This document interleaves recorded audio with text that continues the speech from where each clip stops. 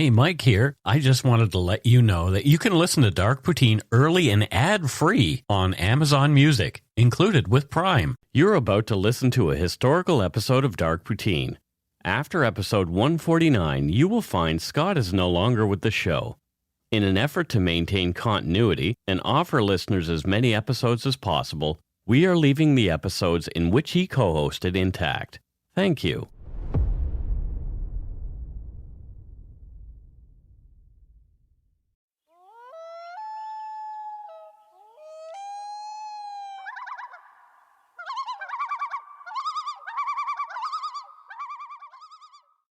What the heck? What are we doing? We're going to record a podcast. Holy shit. Yeah, we're recording something. Welcome to Dark Poutine. I'm Mike Brown, creator and host. With me as usual is my good friend and co-host, Scott Hemingway. Hello to all of our wonderful, wonderful listeners. Isn't that nice? It is. They're great. I've met every single one of them, so I can qualify that. You also have trouble with telling the truth. Well, I have trouble just with my brain in general. Here's our disclaimer. The views, information, and opinions expressed during the Dark Poutine podcast are solely those of the producer and do not necessarily represent those of CuriousCast, its affiliate Global News, nor their parent company, Chorus Entertainment. Dark Poutine is not for the faint of heart or squeamish. Listener discretion is strongly advised. Now, this one I want to hit hard on because I get some emails every week saying we did stuff wrong and we should cover things differently and we should say these things and mention these other things. We are not experts on the topics we present. No. Nor are we journalists. We're two ordinary Canadians chatting about crime and the dark side of history. There's a lot of wonderful podcasts that are done by journalists. Yes. We are not and they're one. fantastic, and we are not one. Let's get to it. Put on your toque, grab yourself a double-double and an Nanaimo bar. It's time to scarf down some dark poutine. Chomp.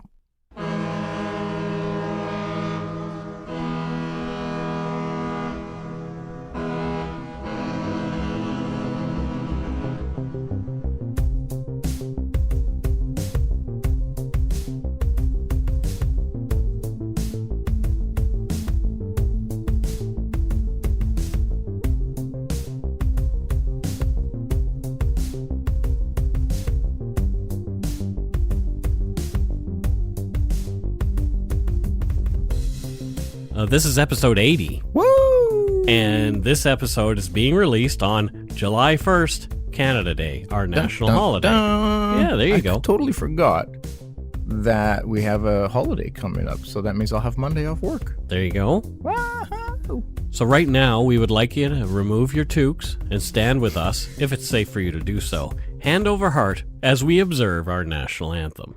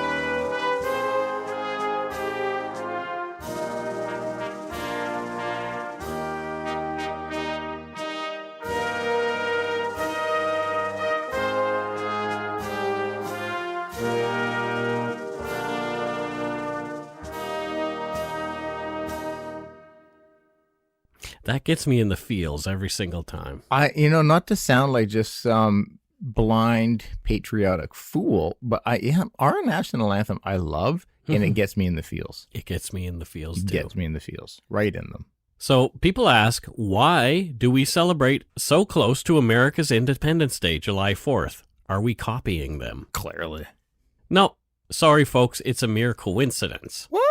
On July 1st, 1867, The British North America Act, today known as the Constitution Act of 1867, created Canada as we know it, without Newfoundland, of course. Yeah.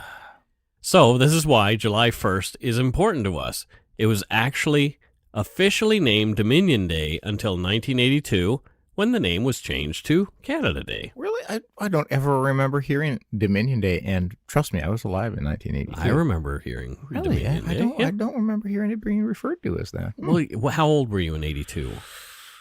8. Yeah, there you go.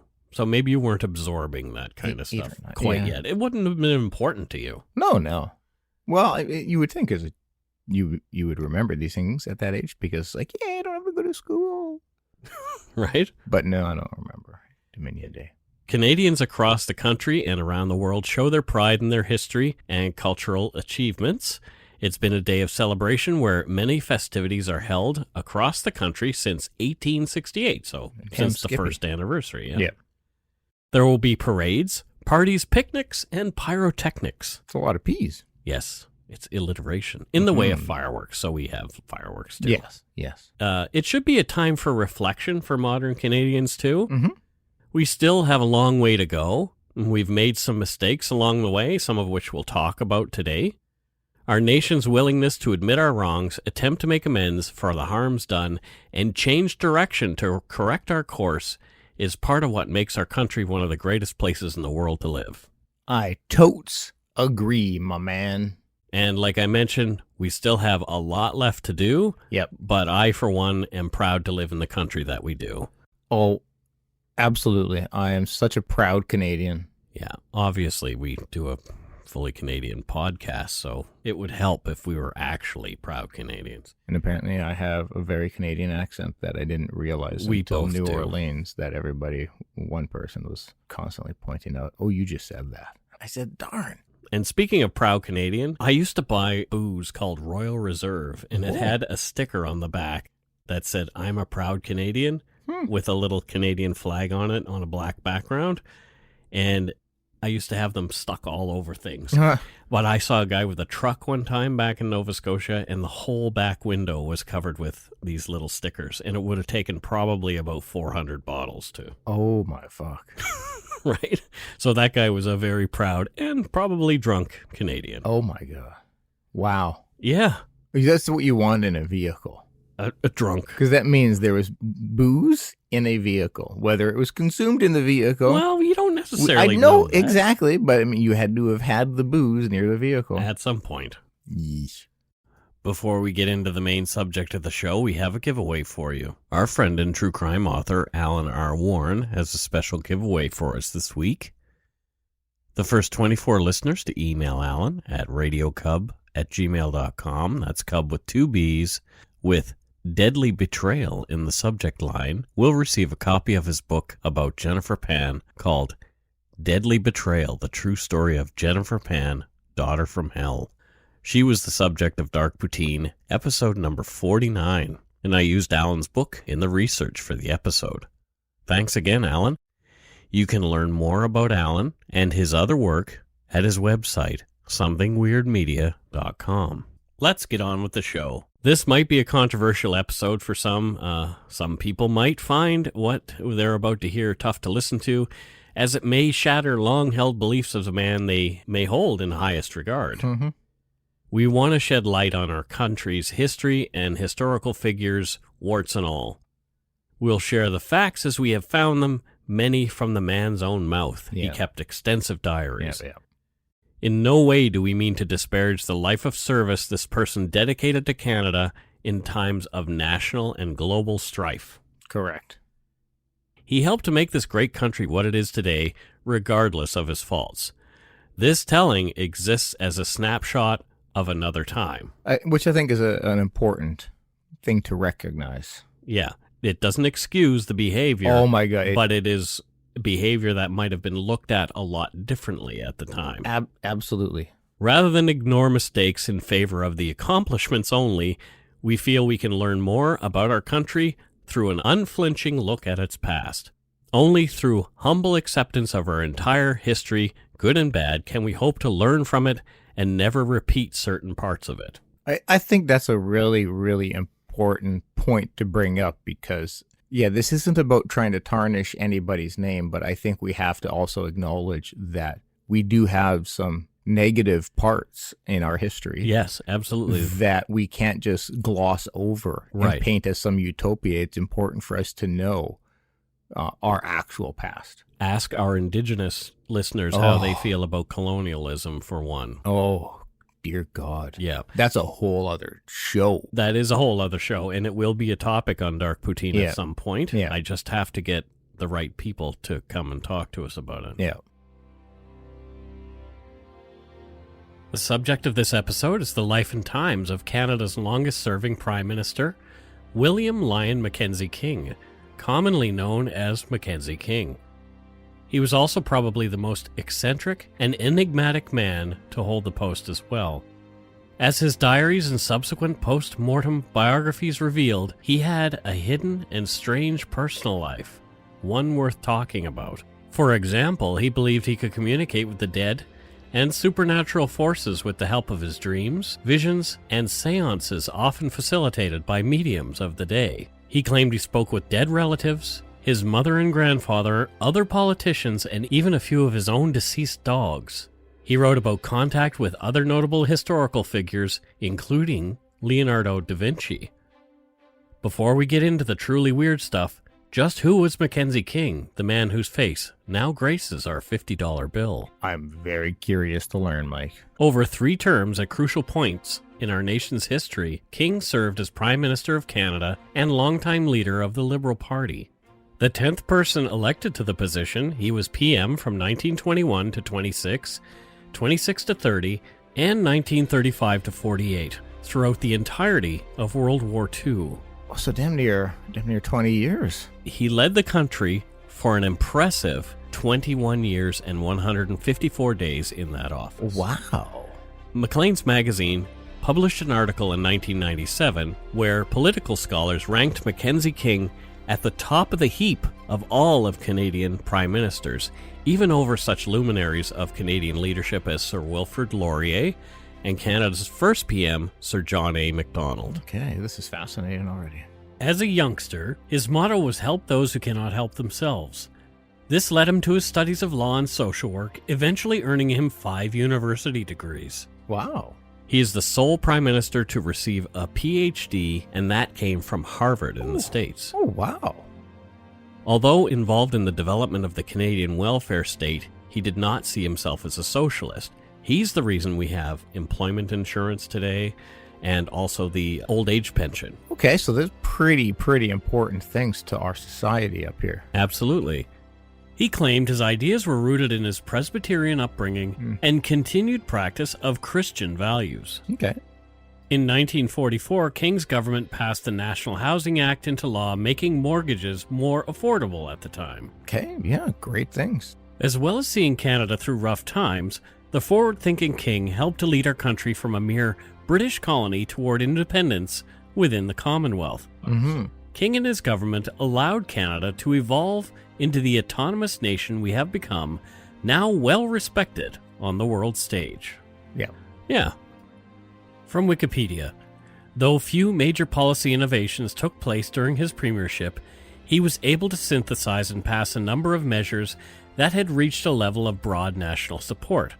Scholars attribute King's long tenure as party leader to his wide range of skills that were appropriate to Canada's needs. He understood the workings of capital and labor, keenly sensitive to the nuances of public policy. He was a workaholic with a shrewd and penetrating intelligence and a profound understanding of the complexities of Canadian society. End quote. Great quote. Even with a coalition government, as Canadians know can be problematic, King managed to get things done. We could talk for hours about the good that Mackenzie King did for this country, but that's for a bland history book or podcast by blathering old farts with affected English accents. It might go something like this. We should hold Mackenzie King in reverence forevermore as a man who took Canada to the place that we see today, and blah blah blah, and on and on. He did some great things for the country. And those are the things that get talked about. Yeah. We don't need to reshare these components. We did. We did briefly. I mean, we don't have to go through the whole litany of great things he did. They're out there. This is dark poutine. Yeah, dark. Yeah. There are numerous mentions of young Mackenzie King and a friend picking up Toronto prostitutes who he said in his diary that they wished to save from a life on the streets. He called the meetings heartbreaking and prayed for the salvation of these girls, and he did have some success. Oh, okay. One author, C.P. Stacey, mentioned in his book, A Very Double Life, The Private World of Mackenzie King, that King may have succumbed to the temptation of these girls on more than one occasion, but he was vague in his diaries, calling these outings strolls and claiming on a couple occasions that he was unable to resist temptation. But he never said exactly what he was tempted into doing. King never married, although there are a number of women he admired and lamely pursued over the years. He fancied marrying an heiress of some vast American fortune. The women he was drawn to were often married or in some other way unavailable to him. When he was 65 years old, he told a confidant that he suspected he'd be forever alone. He'd never find his match. It's kind of sad. Yeah. There's a lot of interesting, sad things, and the biggest thing that I find with this guy is loneliness. Yeah. Surrounded by everybody. Yeah. You know, the leader of a country. It is not impossible to be surrounded by people, but yet feel alone. Yeah. He felt out of touch with the people around him, never being able to connect with anyone really significantly, except one man. Oh, okay. He had political allies, but no other close friends, especially after the death of his roommate and best friend, Henry Albert Harper, a.k.a. Bert, when King was just 27 years old. Oh. Harper perished in a futile effort trying to rescue a woman who had fallen through the ice of the frigid Ottawa River. Jeez. 4 years later, King was successful in his bid to memorialize Harper with the erection of the Harper Memorial, a bronze statue of the chivalrous Arthurian knight Sir Galahad, which still stands in Ottawa next to Parliament Hill near the corner of Wellington and Metcalfe Streets. I mean, what to perish trying to save somebody, a woman who's fallen through the ice. Like, wow. The Government of Canada website says the Harper Memorial is a monument to bravery and friendship. From Wikipedia, in 1906, Mackenzie King published a book, The Secret of Heroism, about his friend, whom he recalled in his diary entries as the man I loved as I have loved no other man, my father and brother alone excepted. In 1909, King's first speech before the House of Commons was preceded by the statement that he marked the 8th anniversary of Harper's sacrifice by placing 10 white roses on the base of the statue. King was not a great speaker like his World War II contemporaries, but he got the job done. Here's some audio of King delivering a message telling of the D-Day invasion on June 6, 1944. So let's hear from Mr. King. At 3:30 this morning, the government received official word that the invasion of Western Europe had begun. Word was also received that the Canadian troops were among the Allied forces who landed this morning on the northern coast of France. Canada will be proud to learn that our troops are being supported by units of the Royal Canadian Navy and the Royal Canadian Air Force. The great landing in Western Europe is the opening of what we hope and believe will be the decisive phase of the war against Germany. The fighting is certain to be heavy, bitter, and costly. We must not expect early results. We should be prepared for local reverses as well as successes. No one can say how long this phase of the war may last. There's a lot more to that, but he wasn't a great orator. Yeah, he sounded pretty tired, kind of like us on the live show.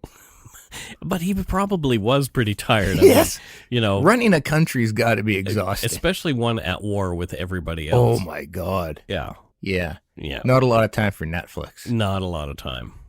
He was seen as bland, and one biographer, Alan Levine, said in his book, William Lyon MacKenzie King, A Life Guided by the Hand of Destiny, that many saw him as, quote, self-righteous, egotistical, petty, vain, moralistic, paranoid, selfish, self-centered, and vindictive. Wow. It was his ability to get things done that most likely kept King in power for as long as he was. Not all his political activities can be remembered with pride. Okay. King met Adolf Hitler on June 29th, 1937. According to King's extensive diary entries for the day, he seemed impressed by the Fuhrer, finding him, quote, a man of deep sincerity. In the hour and 15-minute long meeting, originally scheduled for 45 minutes, it was Hitler who extended the meeting as he was enjoying his time with the Canadian Prime Minister. King brought Hitler a current biography of his life and presented it to the man, and the two looked at photos of King's childhood. King made sure to point out that he'd grown up in Berlin, Ontario. Oh, boy. Yeah, instantly you throw Hitler's name out there and you get the uncomfortables. Yep. Ugh. In return, Hitler gave King, quote, a beautiful silver-mounted picture of himself, personally inscribed, of course he did, of himself. I'm going to start doing that. I'm going to carry framed photos of me everywhere. The two did talk about war. In his diary, King wrote of Hitler, he went on to say, so far as war is concerned, you need have no fear of war at the instance of Germany. We have not desire for war. Our people don't want war, and we don't want war. Well. So, King did manage to save a little face, stating that Canada would in fact stand behind Britain if she and her freedoms were ever threatened by acts of aggression by any country. Hitler indicated understanding, but again reiterated Germany's lack of desire for war. King said in his diary, quote, my sizing up of the man as I sat and talked with him was that he is really one who truly loves his fellow men and his country and would make any sacrifice for their good. Oh, you know, knowing where things went, that quote just makes me uncomfortable. Well, King left feeling he'd met a great man and that war was not in the future, but we all know how that turned out. Quite the opposite. Quite. In every capacity. Well, there was some other things that didn't look good on Mr. King. In May of 1939, the diesel-powered ocean liner MS St. Louis left Hamburg, Germany, carrying 900 Jewish refugees, hoping to escape what was plainly coming in Germany and the rest of Europe. They were bound for Havana, Cuba. Cuba refused to allow entry to anyone without a valid U.S. visa, which meant only 22 of the 900 Jewish passengers aboard were able to disembark. Jeez. The ship headed to Florida, where they were met by the U.S. Coast Guard before the ship made landfall, and all aboard were refused entry by U.S. President Roosevelt and his government. Well, the next logical place would be Canada, Halifax in particular. However, Mackenzie King and the Canadian government were not welcoming either. The ship was turned around and sent back to Europe and was accepted by Britain. The refugees were dispersed throughout Europe, and many did not survive World War II. Not at all what we think of Canada now as this welcoming country. No. As war broke out, King fought having to use conscripts for the Canadian Army. He wanted to ensure only volunteers were sent to Europe to fight for the country. Only a few were ever drafted, and according to Wikipedia, few conscripts saw combat in Europe. Only 2,463 men reached units on the front lines, and out of those, only 69 conscripts ever lost their lives. No, it's still 69 too many, but yeah. Yeah, okay. And it was definitely a win and a feather in Mackenzie King's cap, but all was not rosy. After King's death, an entry in his diary from the year previous to the MS St. Louis event revealed his own extremely problematic views about Jewish refugees and others. So this is a quote from his diary. A quote from his diary. Okay. Quote, A very difficult question has presented itself in Roosevelt's appeal to different countries to unite with the United States in admitting refugees from Austria, Germany, etc. That means, in a word, admitting numbers of Jews. My own feeling that nothing is to be gained by creating an internal problem in an effort to meet an international one. Mm-hmm. That we must be careful not to seek to play a role of the dog in the manger so far as Canada is concerned, with our great open spaces and small population. We must nevertheless seek to keep this part of the continent free from unrest and from too great intermixture of foreign strains of blood, as much of the same thing lies at the basis of the Oriental problem. I fear we would have riots if we agreed to a policy that admitted numbers of Jews. Wow, how relevant is that in this day and age as well?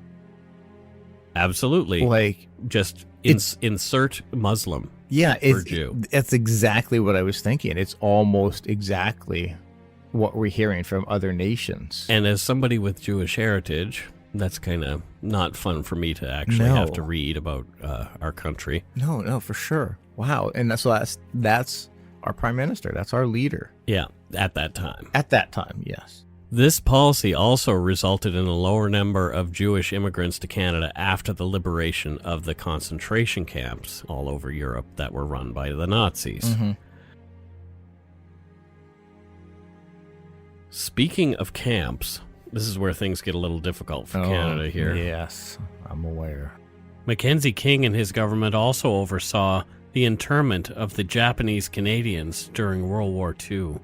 Mistrust for the Japanese was growing, not only after Pearl Harbor, but after there was a Japanese raid on Hong Kong that killed 800 Canadian soldiers stationed there. From an open-text BC.ca article, quote, following Pearl Harbor, some 22,000 Canadians of Japanese descent or nationality were stripped of their property and interned under the War Measures Act. Internees' property was auctioned off or otherwise sold with no compensation to the owners. Japanese Canadians' rights were severely curtailed, and at war's end, they were encouraged to either migrate to eastern Canada or choose exile to Japan. White Canadians' fears of the Japanese community were entangled in a racist notion that essentialized loyalty to the Japanese Empire. End quote. A very, very sad and dark and disgusting part of Canadian history that we had internment camps for Japanese. And again, we're seeing those kind of camps around the border between Mexico and the U.S. Yeah, yep. Many of the camps, 15 of 25, were in British Columbia, where the bulk of Japanese Canadians resided. 6 more were in Ontario, and there was 1 each in Alberta, Quebec, New Brunswick, and Nova Scotia. Mm-hmm. We'll post a link to a video where lauded Canadian scientist David Suzuki narrates the experiences of Japanese families being interred during the war. He was one of them and speaks out about his awful experience often. I love David Suzuki. From a CBC article, quote, after the war ended in 1945, Japanese Canadians were offered a choice to be deported to Japan, a defeated country unknown to most, or to resettle in eastern Canada. In 1949, when MacKenzie King was no longer in power, 4 years after the war was over, Japanese Canadians were finally given back full citizenship rights, so it took 4 years, including the right to vote and the right to return to the West Coast. So they couldn't even vote for those 4 years. After almost 40 years, 40, Prime Minister Brian Mulroney formally apologized to Japanese Canadian survivors and their families on September 22, 1988. Art Miki of the National Association of Japanese Canadians called the apology and $300 million compensation package a settlement that heals. The $300 million compensation package included $21,000 for each of the 13,000 survivors. $12 million for a Japanese community fund, and $24 million to create a Canadian Race Relations Foundation to ensure such discrimination never happens again, end quote. And so that's there again, is that we want to make this right. Yeah. So this never happens again here. Yeah. But what was the motivation for 40 years? Was it money? Was it that they wanted... this is a horrible thing to think about, but was it that they wanted to ensure that enough people had died that they could afford to pay them off? It's really difficult to know exactly why. I think personally, another huge component of it is not wanting to acknowledge and address that we did something horrible and terrible. But what is the motivation for that? If it's a government, it is typically financially related. I'm sure finances had to play a role in there. But I think also, again, it's... In King's diary on August 6, 1945, a very well-remembered day, King gave his thoughts on the use of the atomic bomb on the people of Hiroshima. Quote, "We now have seen what might have come to the British race had German scientists won the race," and he means the race for the bomb. "It is fortunate that the use of the bomb should have been upon Japanese rather than upon the white races of Europe." Oh, God, that makes me very uncomfortable. Right. Again, we've talked at the beginning, different times, but it doesn't make this okay. No, that one phrase, white races of Europe, really does kind of stand out sharply. It gives me shivers. I don't feel comfortable with it. It makes me embarrassed for our country that at a point in time this was said. Yeah.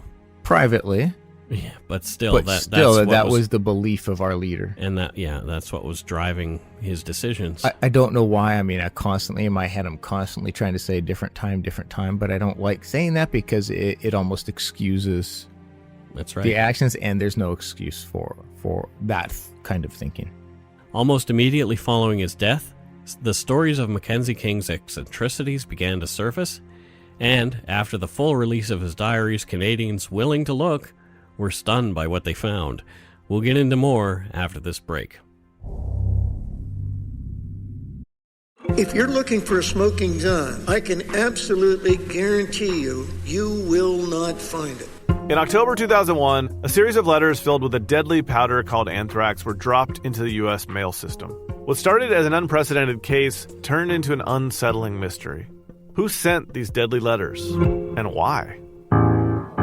From Campside Media and Sony Music Entertainment, I'm Josh Dean, and this is Cover Up Season 4, The Anthrax Threat, available now.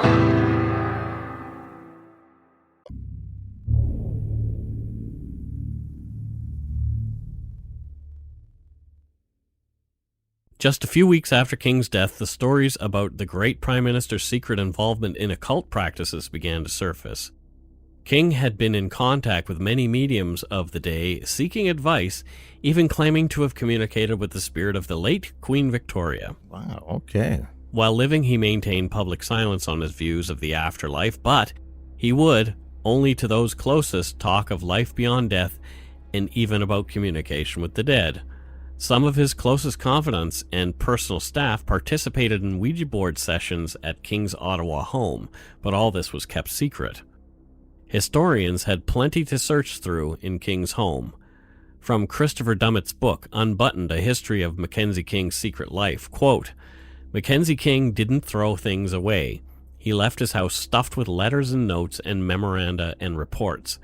Whole rooms in the basement of Laurier House, his Ottawa residence, now a museum, were devoted to filing cabinets. He never seemed to have thrown away even a Christmas card." Yeah, I think I, in some regard, can relate. Yeah. One item of note in his home was a crystal ball on an ornate stand believed to have been used in divination. Oh, man, I want a crystal ball. In 1951, Blair Fraser from Maclean's magazine, Canada's Answer to Time, learned of King's communication with a medium and published a story on him on December 15, 1951. It was titled The Secret Life of Mackenzie King, Spiritualist. And its subtitle reads, "For 25 years, Canada's famous Prime Minister was a practicing spiritualist. He believed that through mediums he had communicated with his mother, Franklin D. Roosevelt, and even his dog Pat, after they had died. Here for the first time is revealed the best-kept secret of Mr. King's amazing career." Okay, yeah. I mean, just as a regular dude, I'm like, cool, good for you, man. Good for you. But could you imagine, like, hearing news of Trudeau having seances and crystal ball and, like, serious about looking at tea leaves and no, astrology. Complete. Like, it's just, like, that's a very, like, any leader, if you hear that, you'd kind of be like, oh, okay, And again, though, different times, right? It was more, science wasn't where it is now, and so beliefs were very different about afterlife and whatnot. But still, it's pretty bonkers to think your prime minister's holding seances and Ouija board sessions in right? Parliament. Well, not in Parliament, in his home. Well, in Parliament, that would have been a whole different thing. Then that would have been like even more wackadoo. I don't know. This is pretty wackadoo. I still think it's pretty cuckoo, even in his private residence. King had been writing his memoirs at the time of his death, and that tome went unfinished. His diaries that he'd kept from the age of 19 until he died at 75 contained extensive and detailed entries of the late Prime Minister's deepest thoughts and beliefs, some of which we've heard. Yep. The few diary entries already mentioned are definitely interesting, if only to reveal King's thoughts on race and war. Yeah. But there was plenty more to come. Some archivists close to King and his writings and other groups sought to keep much of what the PM wrote out of the public eye. They didn't want to sully the name of a great Canadian. Okay. King himself had wanted the diaries destroyed upon his death, but King's wishes were not executed. The public interest won out, and King's diaries began to be released. Interesting. I can't imagine that being a practice now. It still happens. Look at Nixon's tapes and all that kind of stuff. But those a lot. Well, some of that was his private thoughts. But it was done in the Oval Office, which is still on. Yeah. It just find it fascinating that.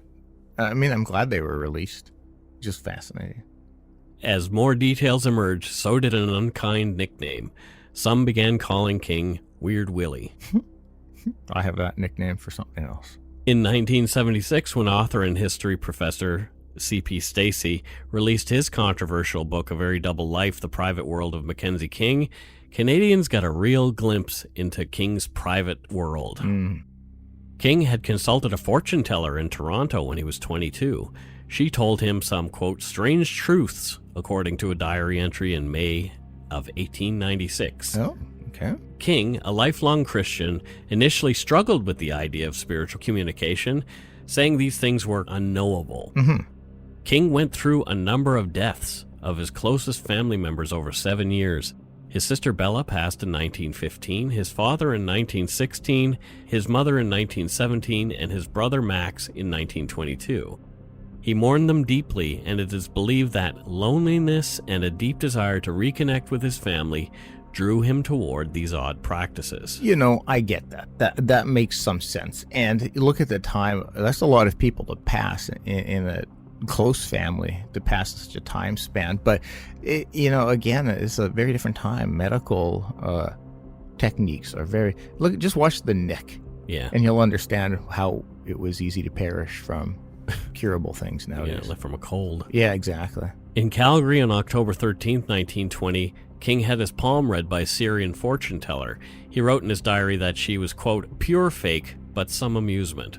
So he didn't always believe in it. Yeah. King obsessively recorded his dreams and later trying to interpret what symbols in his dream might signify in the way of messages to him. Okay.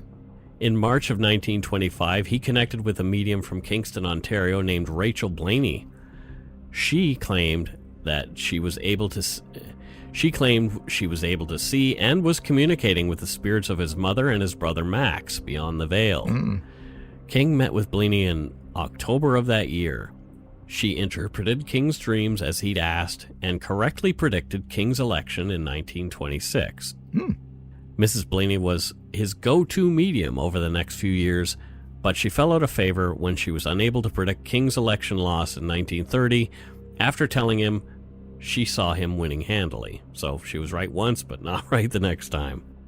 From Alan Levine's book, King, William Lyon MacKenzie King, A Life Guided by the Hand of Destiny, quote, King was fascinated by his convoluted dreams of waiting endlessly for trains, floating in the air, and meeting the dead and forgotten.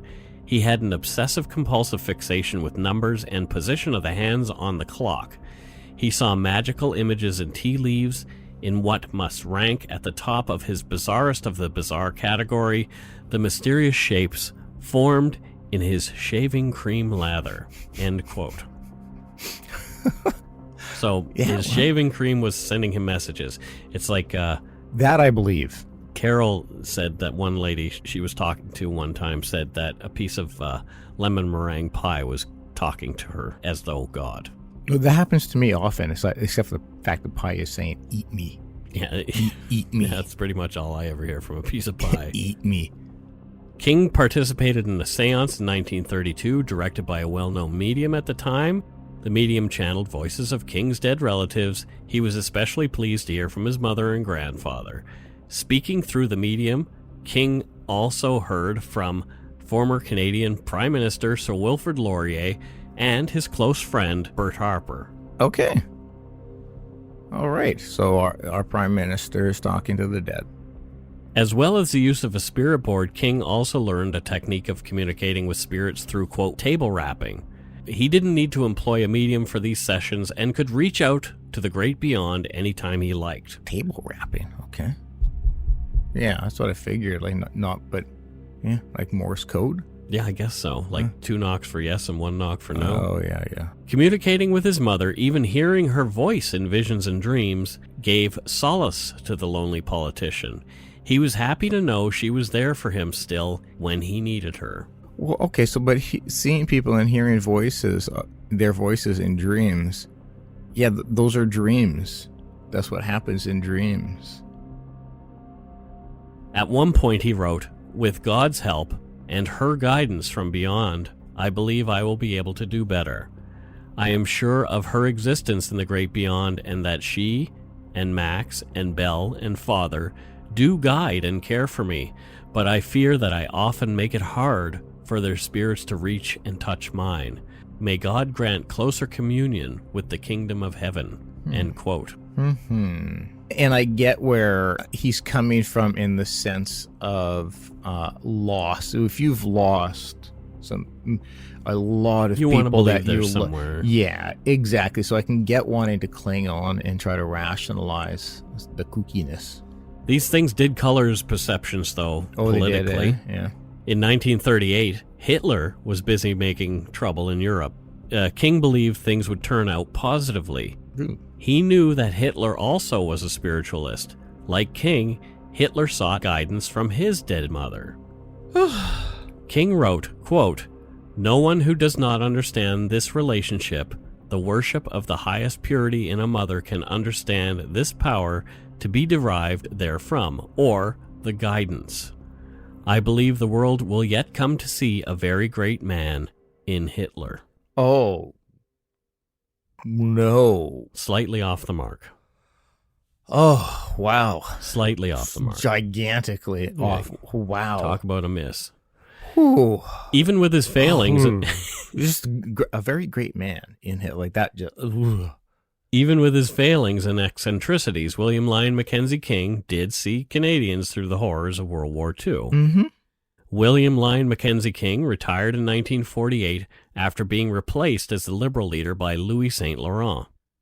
King continued to believe in the afterlife into his dying days. His last entry into his diary was just 2 days before he passed away. MacKenzie King died on July 22, 1950, after a bout with pneumonia. He was buried in Toronto's Mount Pleasant Cemetery. The story of MacKenzie King does not end with his death, though. Oh. In an article by MacKenzie King's friend, fellow spiritualist and newspaperman Percy J. Phillip told CBC Radio in 1954 and The Nation, learned of Phillip's claim of a visit from the ghost of MacKenzie King 4 years after his death on a bench near King's home in Kingsmere, near Ottawa. Okay, now. He claimed the two discussed politics, some of King's regrets, and how people's post-mortem perception had amused him. Okay. The newspapers Philip submitted the story to did not want to pick it up, But in 1955, Fate magazine printed it in its entirety. Fate magazine, never heard of it. Fate it's still around, and it's all about paranormal and weird things. It is said that Mackenzie House, today a museum to William Lyon MacKenzie, King's grandfather, the one he'd communicated with via mediums, is haunted. Interesting. Let's hope so. It's a museum that has shown signs of haunting that began around the 1950s in the early years after Mackenzie King's death. I want to believe. Here's a Global News Toronto story told by some museum workers. This is the home of William Lyon MacKenzie. He was the first mayor of Toronto. And in 1837, he led a rebellion here to overthrow British rule. He moved into this house in 1859. In August of 1861, Mackenzie dies in his home, and 12 years later, his wife Isabel dies. By the 1940s, the house was on its way to becoming a museum. And that's when the ghost stories begin.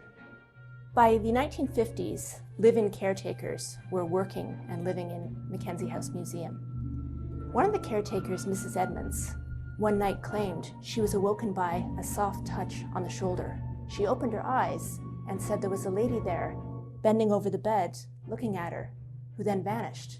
A few weeks later, Mrs. Edmonds claimed it happened again.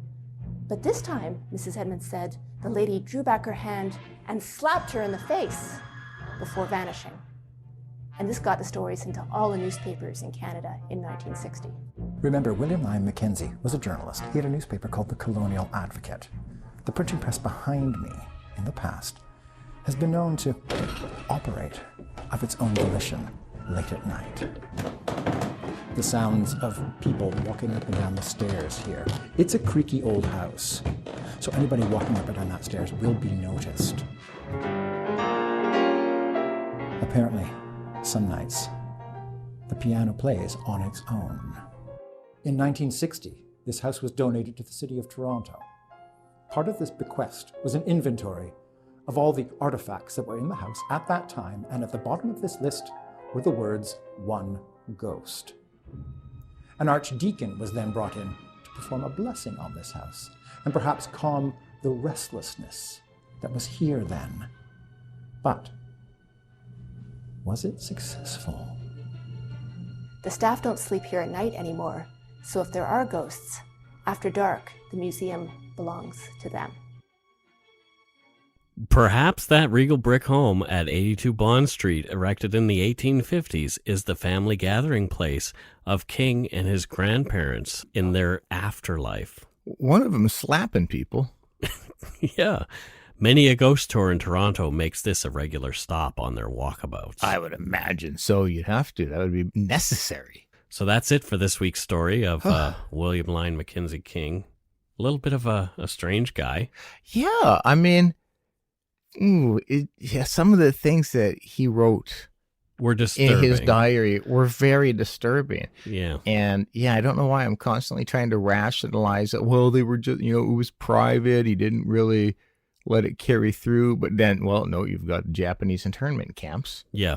Which was solely just a race related. And I'm sure we would find the same thing again about other issues in our country. That, we should be embarrassed about. I think if you look into the history of damn near every country, there's going to be some pretty disturbing things you learn about its origins or people leading it. But I had no idea of any of this stuff. But ours is the only one we should really be concerned about because we're the only one that we can do anything about. So. Well, absolutely. I mean, and this is about us learning a bit about our history. Yeah. And some of the disgusting things in it. Yeah. Well, and some of the interesting things. I think the spiritualism is actually more interesting than that's fascinating. Disturbing. No, absolutely. It's always because, again, we have this vision of our leaders. We have this vision of them as just like the top of the top. Well, I guess we used to have that feeling. Mm-hmm. And so it's intrinsically, we feel odd about hearing about a leader talking to the dead, believing that he's talking to the dead, believing that he's communicating with them, They're out there slapping people. Yeah. You know, it's just a fascinating. I find that part fascinating, but the actual decisions that got made about the racial decisions that got made are disturbing. And hearing his praise of Hitler. Yeah. I mean, granted, a lot of that was before things really escalated. But he was aware of what was going on at that time, too. Especially in the later entries, for sure, when he's trying to say, like, he's still going to do great things. Yep. It's like, oh, no. So before we go, we want to give some shout-outs to our Patreon patrons. Shout it out! This week's good eggs are Miriam Cloutier of Souk, BC. I wonder if she's related to Dan Cloutier. Oh, Souk. I was just looking up Souk the other day. I went thinking about going back there. I went to the Souk potholes. You didn't make a comment about Dan Cloutier, though. Because you did. Because the beach ball behind him. I still think fondly of Cloutier. Yeah. Sarah Touchette of Kansas City, Missouri. Hey, Sarah. Thank you. Thank you very much. Cade Bengert, and she is from Wetaskiwin in Alberta. I like Wetaskiwin, the name Wetaskiwin. Never heard it, and it's pretty great. Scones Fauntleroy McDougall. Which might be the best name I've ever heard. So I think we have to say it. Scones Fauntleroy McDougall. Oh, absolutely. From San Jose, California. Not where I was expecting. There's another name here, but I think that person wants to remain anonymous by using Scones Fauntleroy McDougall. No, that is it. That should be your name. That should be everybody's name. Everybody should legally change their name to that because that's great. From San Jose. Oh, San Jose. Not at all where I was expecting a Fauntleroy. Nora Schild from Pleasanton, California. Oh. I read things wrong. You did. Pleasanton. Yeah. Oh, with it, I mean, it sounds just damn pleasant. Dayton Chan from Surrey, BC. Yeah. I've seen him around the lumber yard and stuff. Nice enough fella. Thanks, Dayton. Yeah, thank you very much, Dayton. Ashley Dringenberg from Iona, Michigan. Oh, Iona, Michigan. Do you get it? Yes. Iona, Michigan. I gotta own it.